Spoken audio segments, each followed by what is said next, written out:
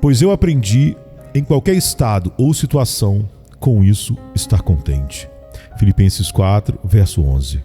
O apóstolo Paulo era um homem muito instruído, mas não menos importante entre suas múltiplas aquisições na ciência foi esta: ele aprendeu a estar contente. Esse aprendizado é muito melhor do que muito que é adquirido nas escolas.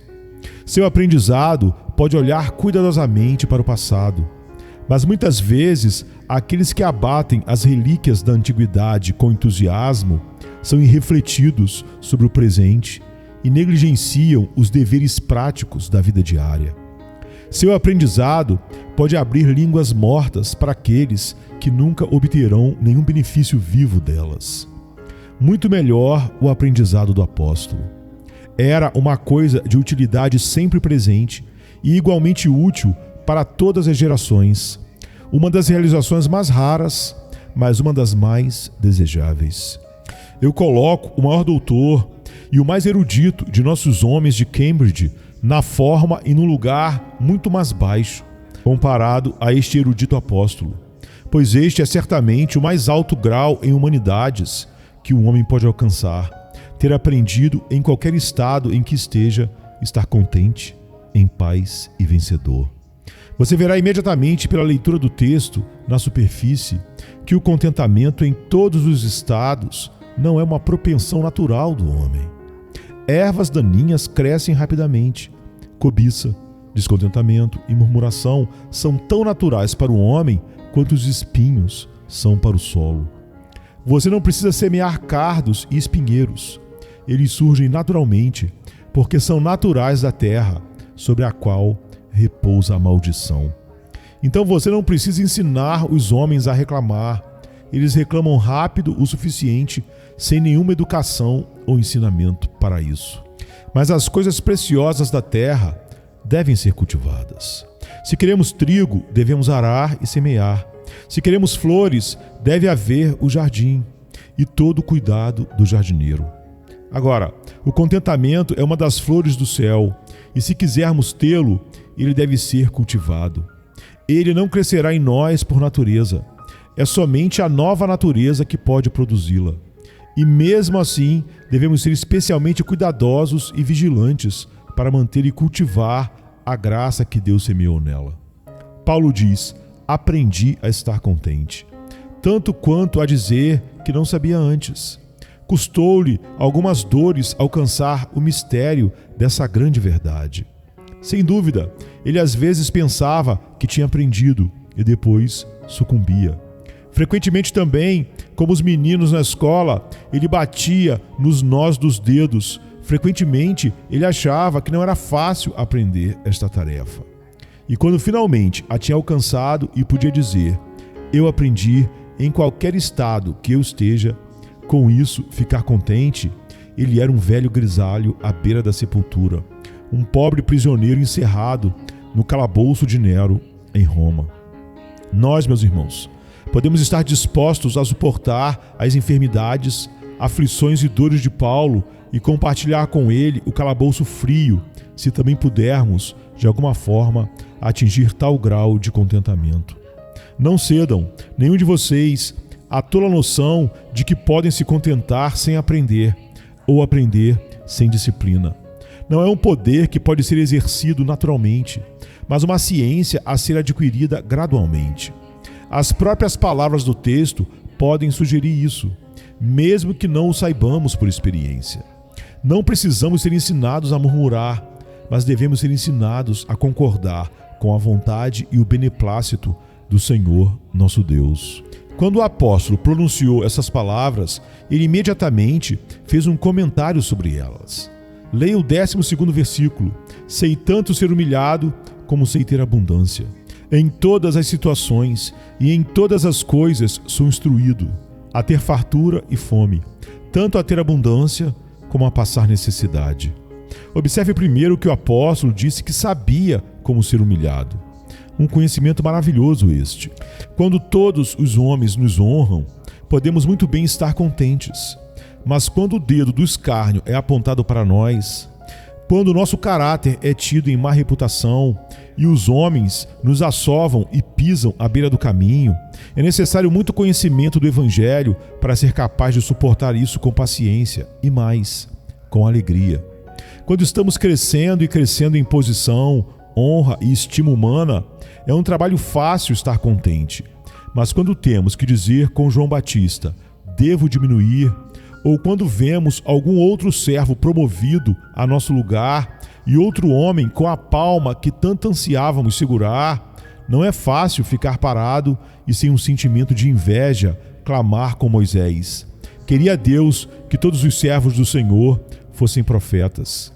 Ouvir outro homem elogiado às suas próprias custas e encontrar suas próprias virtudes feitas como um contraste para expor a excelência superior de algum novo rival, isso, eu digo, está além da natureza humana, ser capaz de suportá-la com alegria e gratidão e bendizer a Deus. Deve haver algo nobre no coração do homem que é capaz de deixar todas as suas honras tão voluntariamente quanto as assumiu, quando ele pode se submeter tão alegremente a Cristo para humilhá-lo, quanto para levantá-lo e sentá-lo num trono. E, no entanto, meus irmãos, nenhum de nós aprendeu o que o apóstolo sabia, se não estivermos prontos para glorificar a Cristo pela vergonha, pela ignomínia e pelo opróbrio, como pela honra e pela estima entre os homens. Devemos estar prontos para desistir de tudo por Ele. Devemos estar dispostos a descer, a fim de que o nome de Cristo suba e seja mais conhecido e glorificado entre os homens. Sei como ser humilhado, diz o apóstolo. Seu segundo conhecimento é igualmente valioso. Sei como ter abundância. Há muitos homens que sabem um pouco como ser humilhados, que não sabem nada como abundar ou ter abundância. Quando eles são colocados na cova com José, eles olham para cima e veem a promessa estrelada e esperam uma fuga. Mas quando são colocados no topo de um pináculo, no trono como José foi colocado, suas cabeças ficam tontas e estão prestes a cair. Quando eram pobres, costumavam combatê-la, como disse um de nossos poetas nacionais. No entanto, muitas coisas, impossíveis de pensar, foram por necessidade trazida à perfeição total. A ousadia da alma procede daí, agudeza de espírito e diligência ativa. Prudência ao mesmo tempo e fortitude ela dá. E se tivermos paciência, conserta nossas vidas. Mas marque os mesmos homens depois que o sucesso coroou suas lutas. Seus problemas acabaram. Eles são ricos e abastados em bens. E você não viu muitas vezes um homem que saltou do nada para a riqueza, quão orgulhoso ele se torna, quão vaidoso, quão intolerante. Ninguém teria pensado que aquele homem alguma vez teve uma loja ou um emprego mais humilde ou comum. Você não acreditaria que aquele homem, em qualquer época, costumava vender velas, não é? Ele é tão grande aos seus próprios olhos que alguém poderia pensar que o sangue de todos os Césares deve correr em suas veias. Ele não conhece seus velhos conhecidos. O amigo familiar de outros dias, ele agora passa com apenas um aceno de reconhecimento. O homem não sabe como abundar. Ele se tornou orgulhoso. Ele é exaltado acima da medida. Houve homens que foram levados por uma temporada à popularidade na igreja. Eles pregaram com sucesso e fizeram um trabalho poderoso, entre aspas, pelo menos a nível de popularidade. Por isso o povo os honrou. Mas então eles se tornaram tiranos. Eles cobiçaram a autoridade. Eles desprezaram todos os outros, como se outros homens fossem pequenos pigmeus e eles fossem enormes gigantes. Sua conduta tem sido intolerável e eles logo foram derrubados de seus lugares altos, porque não sabiam como abundar, ou então não serão derrubados aqui, o que é pior, serão na eternidade. Certa vez, um pedaço de papel foi colocado no púlpito de George Whitefield, por meio de um aviso para este efeito. Um jovem que recentemente herdou uma grande fortuna pede as orações da congregação para que Deus tenha misericórdia e lhe dê graça. A oração foi bem feita, pois quando subimos o morro precisamos de oração para nos mantermos firmes. Descendo a colina da fortuna, não há metade do medo de tropeçar. O cristão muitas vezes desonra mais sua profissão de fé na prosperidade do que quando está sendo humilhado. Há outro perigo, o perigo de se tornar mundano. Quando o homem descobre que sua riqueza aumenta, é de admirar como o ouro grudará em seus dedos. O homem que tinha apenas o suficiente pensou que se tivesse mais do que precisava, seria extremamente liberal. Com uma bolsa de centavos, ele tinha um coração de milhões. Mas agora, com uma bolsa de milhões, ele tem um coração de centavos. Ele descobre que o dinheiro adere e não consegue tirá-lo do coração. Você já ouviu falar da aranha que é chamada de rotador de dinheiro? Não sei por que se chama assim, exceto que é uma daquelas aranhas que você não consegue tirar dos dedos. Fica em uma mão, depois na outra, depois na manga, está aqui e ali. Você não pode se livrar dela a menos que a esmague completamente. Assim é com muitos que abundam. É melhor que esmagassem logo esse amor ao dinheiro, ou serão eternamente esmagados, onde eles nada valem. O ouro é uma coisa boa quando colocada em uso. A força, os nervos do comércio, da obra de Deus e da caridade. Mas é uma coisa ruim quando colocado no coração e gera ferrugem fétida. O ouro é uma coisa boa para se apoiar, mas uma coisa ruim para se ter sobre os lombos ou sobre a cabeça. Não importa o quão uma terra seja preciosa e boa, se o homem que a possui simplesmente será enterrado vivo nela. Quantos cristãos houve que pareciam ter sido destruídos por suas riquezas? Que magreza de alma e negligência das coisas espirituais foram trazidas pelas próprias misericórdias e generosidades de Deus. No entanto, isso não é uma questão de necessidade, pois o apóstolo Paulo nos diz que ele sabia como abundar. Quando ele tinha muito, ele sabia como usá-lo.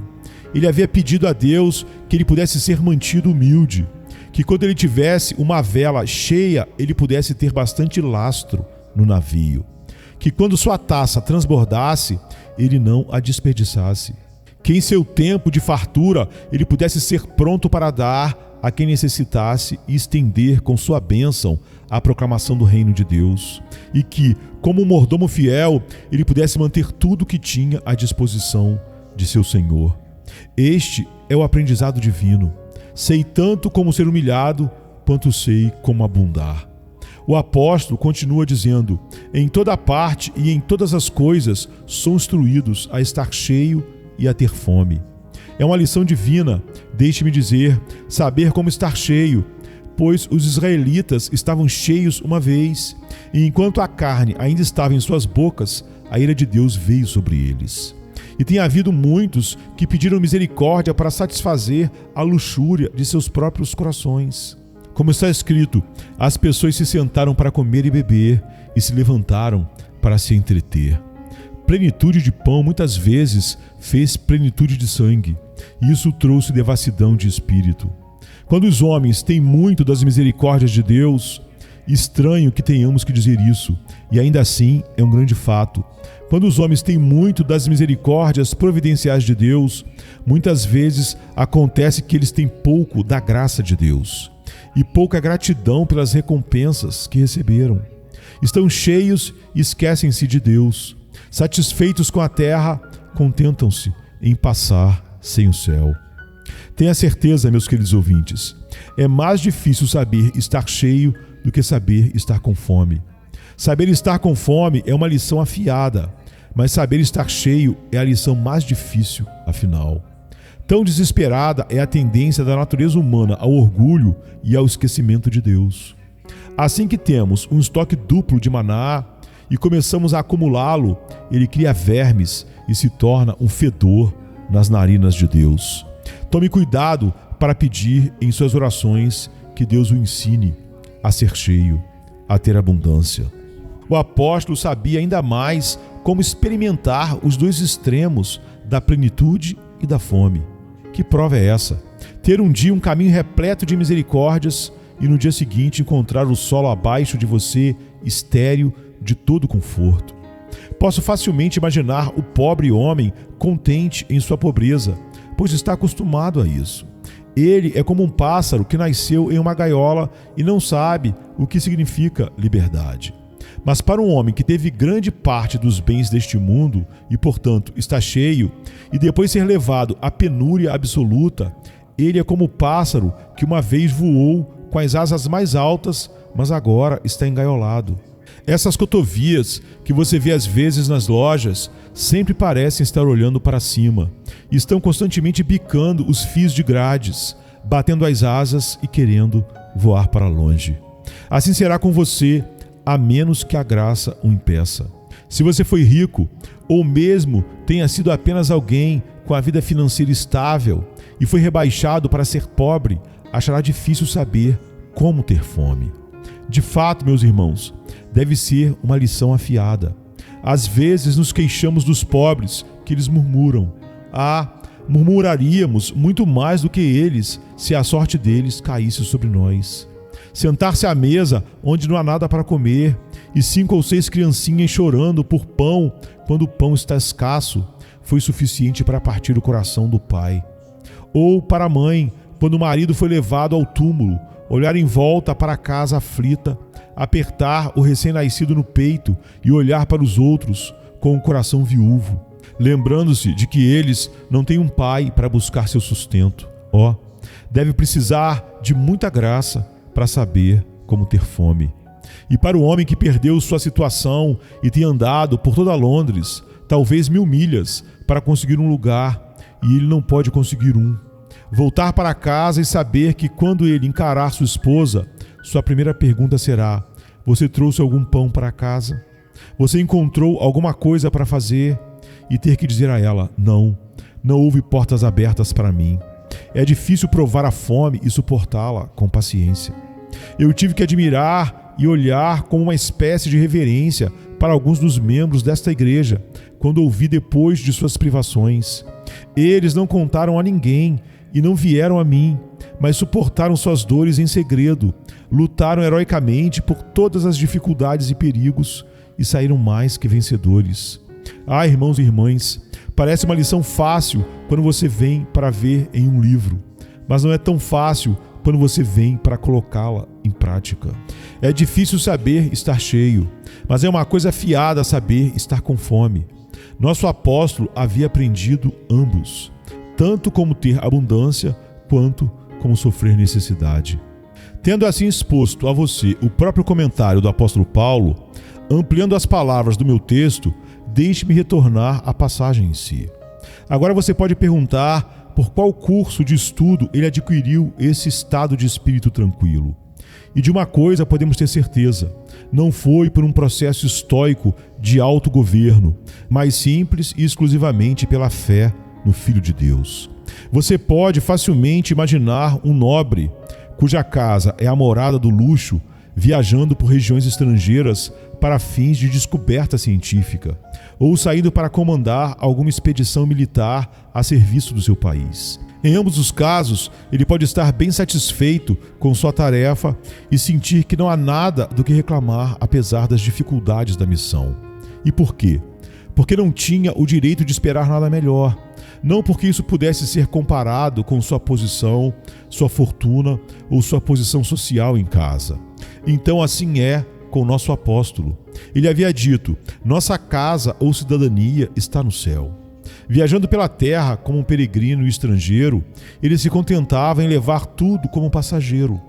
Ou entrando no campo de batalha, ele não tinha motivos para reclamar que perigos e angústias deveriam às vezes cercar seu caminho, enquanto outras vezes uma trégua lhe dava alguns intervalos pacíficos e agradáveis.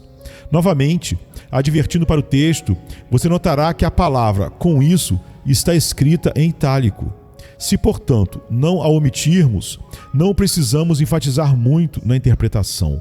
Não há nada de fome ou sede, ou nudez ou perigo para convidar nosso contentamento. Se estamos contentes em tais circunstâncias, deve ser por motivos mais elevados do que nossa própria condição permite. A fome é um espinho afiado quando nas mãos de uma necessidade severa. Mas a fome pode ser voluntariamente suportada por muitas horas quando a consciência faz um homem disposto a jejuar.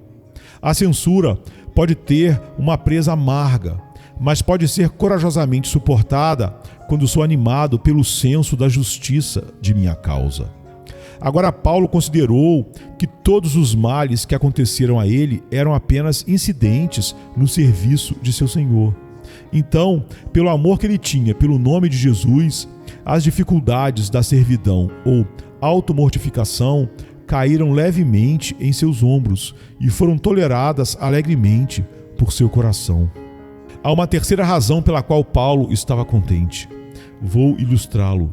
Muitos veteranos têm grande prazer em contar os perigos e sofrimentos de sua vida passada. Ele olha para trás com mais do que contentamento, muitas vezes com autogratificação, para os terríveis perigos e angústias de sua carreira heróica. No entanto, o sorriso que ilumina seus olhos e o orgulho que repousa em sua testa alta e enrugada enquanto ele conta suas histórias não estavam lá quando ele estava no meio das cenas que agora está descrevendo. Só depois que os perigos passaram e que os medos diminuíram e a questão está completa, que seu entusiasmo se acendeu. Mas Paulo estava em posição vantajosa aqui. Em todas essas coisas, disse ele, somos mais que vencedores. Testemunhe sua viagem em direção a Roma, quando o navio em que ele navegava foi pego e levado por um vento tempestuoso, quando a escuridão encobriu os céus, quando nem o sol nem as estrelas apareceram em muitos dias, quando a esperança falhou em todos os corações. Ele sozinho suportou com coragem viril. E por quê? O anjo de Deus pôs-se ao lado dele e disse, não temas. Sua fé era predestinadora, e como tal, ele teve tanto contentamento pacífico em seu peito enquanto a tribulação durou, quanto quando ela terminou.